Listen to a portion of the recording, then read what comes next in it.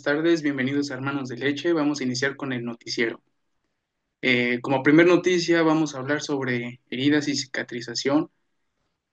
¿Sabe usted que en 2022 la causa más frecuente de las lesiones no intencionales fueron caídas y esto fue de un 57%? El 31% de las lesiones reportó consecuencias permanentes en su salud. El 5,6% de las lesiones había un consumo de alcohol y drogas en las 6 horas previas. En el mismo año, el principal lugar de ocurrencia en lesiones no intencionales fue la vía pública, y esto fue con un 39,5%. En el mismo año, la proporción de mujeres con consecuencias permanentes en su salud fue casi 10 puntos porcentuales mayor que la de los hombres. Y la prevalencia de lesiones no intencionales fue más alta en las regiones de la península, Pacífico Sur y Pacífico Centro. Y pues para hablar más de este tema, acerca de la cicatrización y de las lesiones, pues tenemos a dos especialistas en fisioterapia que nos van a hablar cómo es que, bueno, más de este tema. Les presento a a la licenciada Dana Paola Mendoza Torres y a César Armando Salazar Soler. Órale.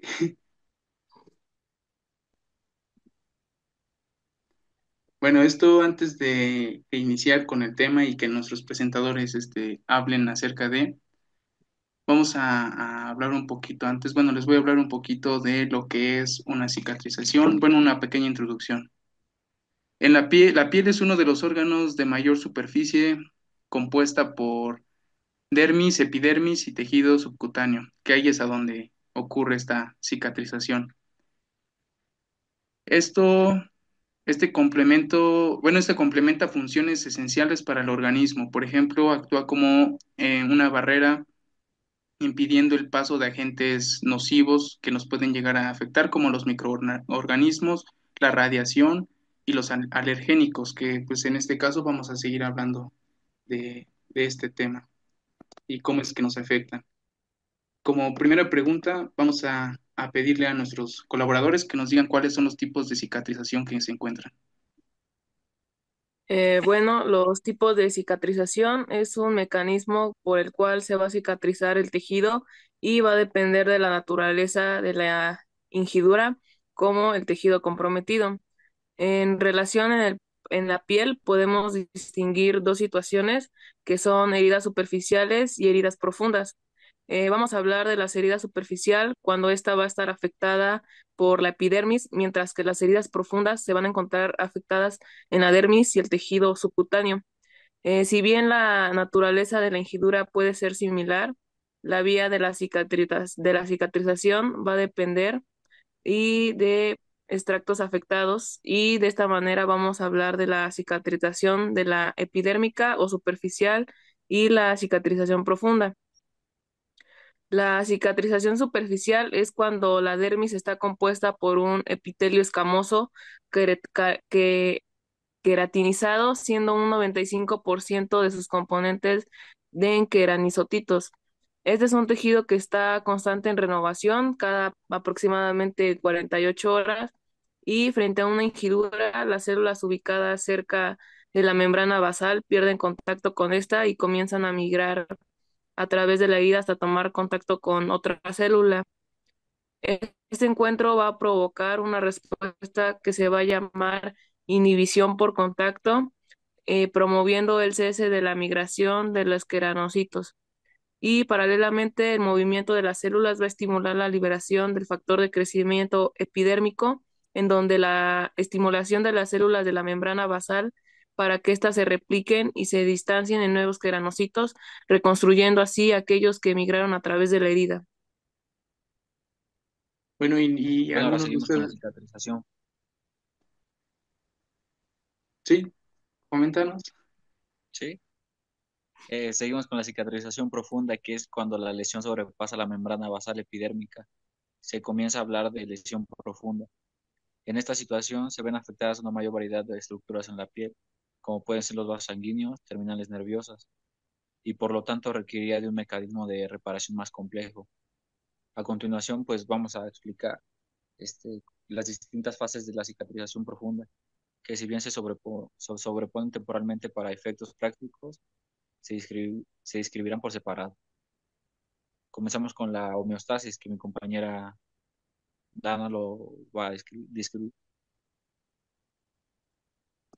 Bueno, la homeostasis es al momento de la ingidura y se produce un daño vascular que va a desencadenar una serie de procesos que tienen como función prevenir exsanguinación y promover la homeostasis. Aquí los vasos arteriales rápidamente se van a contraer mediante la acción del músculo liso, producto del incremento de los niveles de calcio citoplasmático, y dentro de los siguientes minutos se va a reducir el flujo sanguíneo al sitio de la ingidura, produciendo hipoxia y acidosis.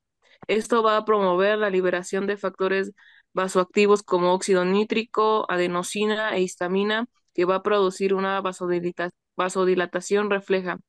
Esto va a generar finalmente un balance donde va a predominar el aumento de la permeabilidad vascular, lo que nos va a facilitar el acceso de las células inflamatorias como neutrófilos y macrófagos encargados de eliminar patógenos y algunas sustancias de desecho. De forma paralela, la exposición del subentelio, colágeno y factor tisular van a activar la agregación plaquetaria, llevando a la formación de un trombo y lo cual va a prevenir pérdidas posteriores de sangre. Todos estos procesos mencionados son esenciales para conseguir una homeostasis de forma eficiente. Y ahora mi compañero César Armando va a explicar la inflamación. Bueno, pues una vez conseguida la homeostasis, inmediatamente comienza la fase inflamatoria, cuyo objetivo es eliminar patógenos, material extraño y contener el daño de un área localizada.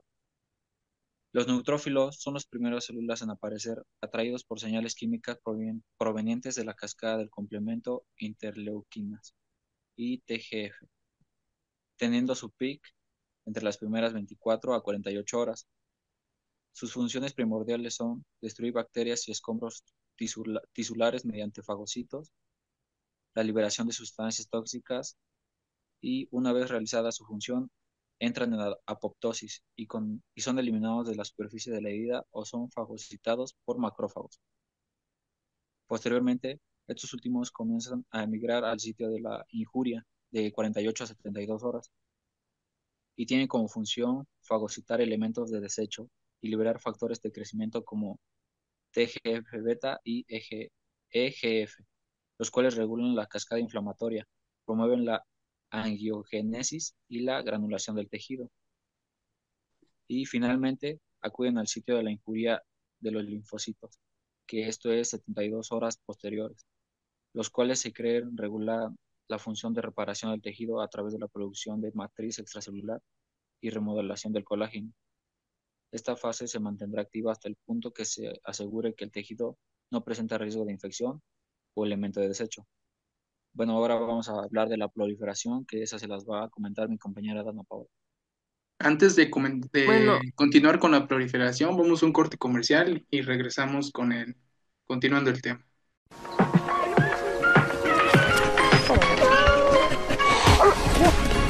Hay cosas que no podemos curar, pero para heridas menores somos expertos. Bepanthen, con su triple protección, alivia, protege y regenera la piel de toda tu familia. Bepanthen, expertos en heridas menores. Después de este corte comercial, continuamos con el tema de cicatrización y nos quedamos en proliferación. Entonces, continuamos con el tema. Bueno, la proliferación, una vez alcanzada la homeostasis, va a existir un balance en la respuesta inflamatoria en el sitio y comienza en la fase de la proliferación, la cual va a tener como objetivo sintetizar las distintas sustancias y estructuras para comenzar a reparar el tejido dañado. Y esto incluye una serie de procesos que funcionan de manera paralela e interconectada. En primera instancia, se va a estimular la angiogénesis inducida por VEGF en combinación con otras citoquinas en respuesta a la hipoxia. Estas sustancias van a inducir a las células epiteliales a gatillar la neurovascularización y reparar los vasos dañados. Por otro lado, se va a producir migración de fibroblastos estimulados por factores como TGFB y PDGF principalmente, y los cuales van a producir sustancias de matriz extracelular como colágeno, especialmente tipo 3 y fibronectina. Esto va a ser un conjunto de angiogénesis y va a resultar en la transformación del sitio de injuria, observándose rosado, vascular y fibroso, también conocido o llamado como tejido de granulación. Esto va a ocurrir de 1 a 2 semanas posterior a la injuria. Una vez depositada suficiente matriz, los fibroblastos se van a diferenciar en miofibrastos, los cuales van a tener una capacidad contráctil y formar uniones con contenidos de la matriz, confiriendo elasticidad y resistencia al tejido. Y especialmente las heridas cutáneas van a comenzar la proliferación epitelial con el fin de cerrar el sitio de injuria, cuya duración dependerá del tamaño de este. Finalmente, con el paso del tiempo y producto de la acción de los miofibrastos, se va a comenzar a producir contracción de la herida con el fin de cerrar esta y hacer eficiente el proceso de reparación. En su totalidad, esta fase tiene una duración aproximada de 2 a 3 semanas en condiciones favorables. Ahora vamos a hablar sobre la remodelación o maduración con mi compañero César Armando.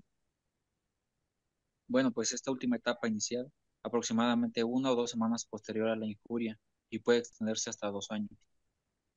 Bueno, y esto tiene como objetivo madurar el tejido hasta su forma óptima. Esto quiere decir que con células bien diferenciadas y con un depósito extracelular organizado. Para esto debe existir un balance entre la apoptosis de células y producción de nuevas células, de forma paralela, ya que existe una reorganización del contenido proteico, especialmente del colágeno, reemplazando tipo 3 por tipo 1, el cual es menos elástico y más rígido. También cabe destacar que cualquier error en esta fase puede concluir en una cicatrización patológica o producción de heridas crónicas. A pesar de todos estos procesos involucrados, las heridas nunca alcanzan el mismo nivel de fuerza tensil original, llegando hasta un 80% de este valor a largo plazo. Bueno, ahora seguiremos con los tipos de cicatrización. Y la primera intención es la que corresponde a la aproximación de los bordes de la herida mediante mecanismos exógenos, tales como suturas u adhesivos. Bueno, en estas es característico de heridas quirúrgicas donde los bordes son netos y limpios. Su objetivo es disminuir el área de apertura de los bordes con el fin de facilitar la epitelización y por lo general tienen un tiempo de cicatrización menos prolongado. Seguiremos con la segunda, que es la segunda intención, y mi compañera Dana la va a explicar. Bueno, la segunda intención, también conocida por cierre por granulación, va a ser un método empleado cuando la extensión de la herida o sus bordes son muy amplios o existe alto riesgo de infección y se va a caracterizar por un cierre espontáneo sin uso de métodos de acercamiento exógeno, por lo que las heridas van a tener una fase de proliferación más prolongada. Y cabe destacar que el tiempo de cicatrización es mucho más prolongado. La tercera intención se la vamos a dejar a nuestro compañero y licenciado Héctor Ulises para que nos dé su opinión. Ok, bueno, en la tercera intención, esta corresponde a la combinación de los dos tipos anteriores, también conocido como cierre primario o diferido.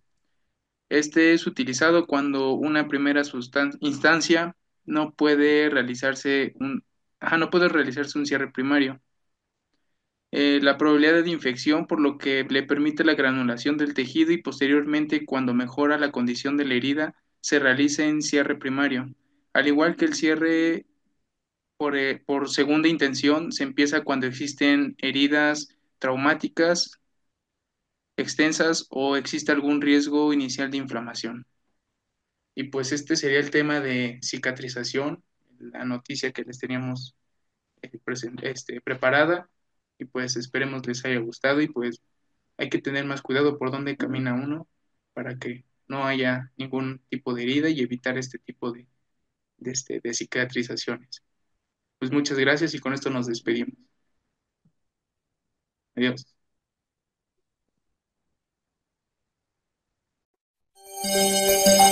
Televisa presenta. Que crujen las patas de la mecedora.